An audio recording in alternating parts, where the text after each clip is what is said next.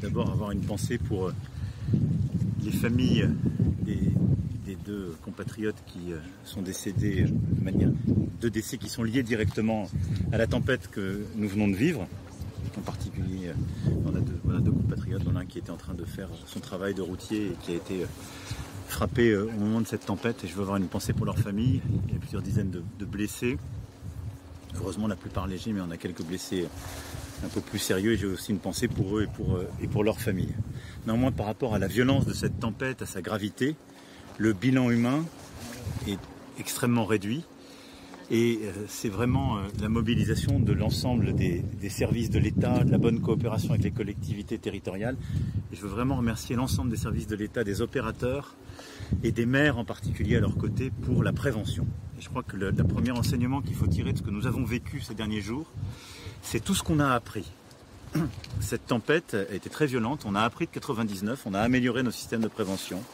Ces dernières années, on a amélioré, c'est un investissement qu'on a fait ces 6 dernières années. On a beaucoup investi dans Météo France, on a investi sur des supercalculateurs, un appareillage qui permet de prévoir quasiment à la minute près des événements météorologiques. Et on va continuer d'ailleurs d'investir. C'est ce qui nous a permis de beaucoup mieux lire cette tempête qui arrivait. Et Météo France a été au rendez-vous et a relayé. On a ensuite appris il y a quelques années de Lubrizol. Et donc on a inventé collectivement, on a réformé notre sécurité civile, on a inventé ce système d'alerte par SMS qui a été utilisé et coordonné par nos préfets, que je remercie tout particulièrement, et qui a permis à la population de recevoir parfois deux SMS, et qui a fait que les gens se sont tenus chez eux. C'est ce qui m'a été rapporté par nos pompiers, nos gendarmes ici, et ce qui a protégé. Et donc vraiment nos opérateurs ont été au rendez-vous. Et je veux remercier l'ensemble des services qui se sont mobilisés au plus fort de la tempête pour protéger, pour mettre en œuvre les premiers gestes pour déblayer, rétablir, venir au secours des populations. Nos sapeurs-pompiers ont fait un travail extraordinaire avec une mobilisation nationale et une grande solidarité. On l'a vu ici dans le Finistère, avec plusieurs départements qui sont venus prêter main forte. Et avec le ministre de l'Intérieur, nous avons décidé donc d'avoir un soutien supplémentaire et 60 sapeurs-pompiers militaires arriveront en Bretagne dans les heures qui viennent, en plus des renforts qui ont déjà été décidés, pour aider à déblayer les routes, les voies secondaires, etc. Je remercie aussi nos gendarmes, nos policiers qui ont été dès la nuit, mercredi à jeudi et tous les jours suivants aussi au contact pour protéger les populations, et remercier la direction des routes, l'ensemble des services de l'État, les services du département qui en particulier ici dans le Finistère ont été complètement intégrés, ont travaillé ensemble. Il y a une très grande solidarité qui s'est faite. Bien sûr, Enedis a été pleinement mobilisé. Je veux remercier l'ensemble des équipes et de leurs prestataires. On a 3000 aujourd'hui, personnes d'Enedis, même 3500 là, avec le nouvel effort qui sont sur le terrain. Et avec là aussi une mobilisation nationale. Vous avez été à mes côtés ici dans le Finistère. On a des gens de Paris, de Lyon qu'on a croisés. La France entière s'est mobilisée pour prêter main forte. Et donc je veux vraiment saluer la prévention, la solidarité, le travail remarquable qui a été fait et coordonné par nos préfets. Nous avons la Bretagne qui a été extrêmement touchée, dont ce département du Finistère. Nous avons la Normandie, les Hauts-de-France. Et donc, nous sommes à la tâche. Je veux d'abord appeler tous nos compatriotes à rester extrêmement vigilants. On a d'autres événements qui arrivent qui sont plus légers. Enfin, il faut rester très vigilant parce qu'on a des structures qui demeurent fragiles. Et donc, il faut là aussi rester très prudent dans les heures et les jours qui viennent. Ensuite, la priorité va être de continuer à dégager les routes. Donc, de continuer ce travail et tous les axes, de pouvoir déblayer et de rétablir l'électricité, Internet et le téléphone. Nous sommes engagés, mobilisés et 90% environ d'ici lundi sera rétabli. Je remercie la présidente d'Enedis qui est à mes côtés, aux côtés de la ministre pour les indications, la mobilisation qui a été faite. Donc tout est en train d'être rétabli. Je le dis aussi à tous les maires qui nous écoutent, des générateurs sont à disposition, on coordonne les choses pour que les communes qui n'ont pas encore de l'électricité rétablie puissent avoir accès à ces générateurs. Et ensuite, le plus vite possible, après lundi, on rétablira les connexions pour les zones les plus rurales, ou parfois où le réseau a été, je dirais, coupé plusieurs fois et où il y a un travail un peu plus lourd. Pour rappeler un chiffre, alors que la tempête de 99 avait été sur le réseau électrique 3 fois moins grave que ce qu'on vit aujourd'hui. Donc aujourd'hui, c'est 3 fois plus lourd les dégâts qu'on a eus. en 99, on avait mis un peu plus de 3 semaines à rétablir. Là, on aura vraisemblablement tout fait en un peu moins d'une semaine et 90% en quelques jours. Donc voilà sur quoi on est concentré. Et après, on va accompagner les sinistrés. Donc l'ensemble des ministères compétents vont se mobiliser pour pouvoir justement passer en revue toutes les communes qui sont éligibles au dispositif de catastrophe naturelle. Donc ça ne se fait pas à l'échelle d'une région ou d'un département, hein, c'est vraiment commune par commune en fonction des critères. Donc ça sera regardé dans les prochains jours. On va mobiliser aussi l'ensemble des assureurs qui seront réunis par le ministre de l'économie et des finances dès le début de semaine. On va faire la recension également territorialement de tous les dégâts et tout l'accompagnement qui est nécessaire. Et le monde agricole a été particulièrement touché. On est là à côté d'une exploitation agricole et aux côtés de la fraise qui est connue pour laquelle on se bat Plougastel. Et donc nous serons là aussi dans la durée. Mais là, qu'est-ce qu'on va faire? On va d'abord, et je remercie vraiment monsieur le maire ici, mais le préfet sera aussi aux côtés de tous nos exploitants. On va dans les prochains jours recenser les dégâts, accompagner, parce qu'il y a beaucoup de détresse dans le monde agricole chez nos compatriotes qui ont perdu parfois toute leur exploitation.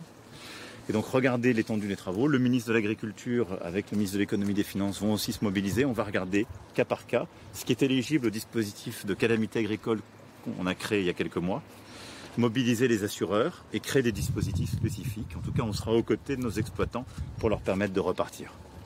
En tout cas, je veux ici vraiment saluer les ministres qui m'accompagnent, l'extraordinaire travail de nos sapeurs-pompiers, de nos gendarmes, de nos policiers et de tous les opérateurs de l'État que j'évoquais, toutes les forces de secours. Et je veux vous dire que nous pouvons être, malgré toutes les difficultés, très fiers de notre prévention et de la solidarité. Et puis être ici, c'est également, je dirais de manière plus simple et plus humaine, dire le soutien, la solidarité de la nation tout entière à l'égard de ceux qui ont parfois tout perdu, qui n'ont pas encore l'électricité, qui ont été fortement touchés par cette tempête des derniers jours. Je vais maintenant répondre à vos questions. Monsieur le Président, lors de votre bain de foule, un jeune habitant de Plougastel vous a interpellé, il a reproché que vous soyez venu en avion, il a déploré une certaine inaction climatique de la part de votre gouvernement. Est-ce que vous comprenez sa position aujourd'hui? Non, il était très excessif et sans argument. Donc je vais vous le dire, non. Et je pense que je lui ai dit, et d'ailleurs de manière très sincère, je pense que ça ne sert à rien d'être comme ça. C'est très bien, moi je suis aussi ambitieux sur le climat, il y a des gens qui peuvent être plus, d'autres qui le sont moins. Mais d'abord, nous sommes un pays où le CO2 émis par habitant est l'un des plus faibles d'Europe. Grâce au nucléaire français, à ce qu'on a fait sur le renouvelable, à la force de notre modèle. Et nous continuons les efforts. Je veux dire, je vois beaucoup de pays qui rouvrent des centrales à charbon, d'autres qui sont en train de dire on abandonne les efforts. Regardez partout autour de nous. Nous, on ne lâche pas. On vient de mettre en place une planification écologique. Là, maintenant, on rentre dans la mise en œuvre. Il ne faut pas se tromper, ça ne se fait pas les bras croisés en disant vous ne faites rien. C'est pas vrai. Secteur par secteur, c'est un très gros travail et on demande beaucoup d'engagement à tout le monde. On demande à nos industriels de décarboner. Pour les cimentiers, les sidérurgistes, le secteur de l'aluminium et autres, c'est d'énormes investissements. On les accompagne, mais on change toutes ces pratiques. On est en train de changer complètement. Dans notre pays, alors qu'il y a 5 ans, on ne produisait pas une voiture électrique. On va en produire 1 million dans quelques années, d'ici la fin de ce quinquennat. On va être parmi les champions d'Europe de la batterie électrique aussi. Vous voyez, c'est toute une transition qui se fait. Et puis, c'est des changements d'usage. On va vers de la sobriété aussi. Et on l'a vu quand on a dû faire d'économie d'énergie, on le voit sur l'eau. Donc c'est un ensemble. Mais je crois que les propos excessifs, soit on fait rien, on va tous y passer, soit il faut rien faire parce que c'est trop dur, on ne va pas changer, sont deux impasses. C'est une transition. Et une transition, on doit tous s'y mettre de manière raisonnable. Il faut que l'effort soit partagé et juste. Et en particulier, il faut accompagner nos compatriotes pour qu'il l'effort est plus dur. C'est-à-dire les familles les plus modestes, c'est-à-dire les industriels, les entrepreneurs les plus fragiles, parce que le changement, c'est très dur parfois pour eux. Voilà. Monsieur Macron, une question internationale. Il y a le chef du Hezbollah qui a dit qu'une guerre totale était réaliste. Qu'est-ce que ça vous inspire, ces propos? Je ne ferai pas de réaction ici sur les déclarations du chef du Hezbollah. La France s'est engagée dans ce conflit pour éviter toute escalade, appeler à la paix et à la protection de toutes les populations civiles. C'est pourquoi nous avons d'ailleurs demandé une trêve humanitaire, et je la réitère. Nous avons voté la résolution de la Jordanie il y a quelques jours. Et je pense que tous les propos excessifs prennent une responsabilité très grave dans cette période. Nous continuons sur notre ligne. Vous avez demandé cette trêve humanitaire il y a une semaine. Depuis, ça n'a pas eu lieu. Hier, les locaux de l'agence France-Presse à Gaza ont été touchés. Aujourd'hui, l'Institut français, d'autres bombardements ont visé des civils. Que peut faire la communauté internationale à ce stade? Alors d'abord, nous sommes en train d'organiser l'évacuation de nos ressortissants et de tous ceux qui contribuent au fonctionnement de l'Institut français et de leurs ayants droit de Gaza. Et je remercie les autorités israéliennes, gazaouis et égyptiennes pour leur aide. Ensuite, nous appelons à cette trêve humanitaire parce que la lutte contre le terrorisme ne justifie pas de sacrifier des civils. Et nous le disons depuis le début. Et donc, j'ai dit, la France, elle est engagée de manière très claire. Lutte contre le terrorisme et en soutien à Israël, à son droit de se défendre après la terrible attaque du 7 octobre. Mais la lutte contre le terrorisme, ça n'est pas l'attaque indiscriminée contre les populations civiles. En aucun cas. Et donc, j'ai proposé qu'il y ait un travail méthodique, engagé, de la communauté internationale et régionale dans cette ligne. Le deuxième axe, c'est la protection des populations civiles. Pas de bombardement contre ces dernières, soutien humanitaire, sortir du blocus, permettre aussi un accès. C'est pourquoi nous avons envoyé beaucoup de moyens d'aide humanitaire et en particulier navire de notre marine pour venir en soutien. J'organiserai le 9 novembre une conférence humanitaire à Paris, marche du Forum de Paris sur la paix, sur le sujet humanitaire. Et la troisième chose, c'est l'initiative politique.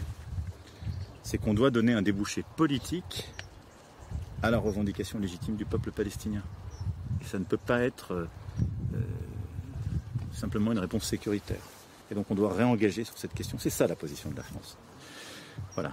Et donc nous continuons, rien ne le justifie. Et on sera aussi aux côtés de tous nos compatriotes qui aujourd'hui vivent en grande insécurité. Voilà. Mesdames et messieurs, en tout cas, merci d'avoir été. Je tenais aussi à vous remercier parce que la presse a joué un rôle important dans la prévention et le relais des messages qui ont été passés par nos préfets, par les ministres et par les maires.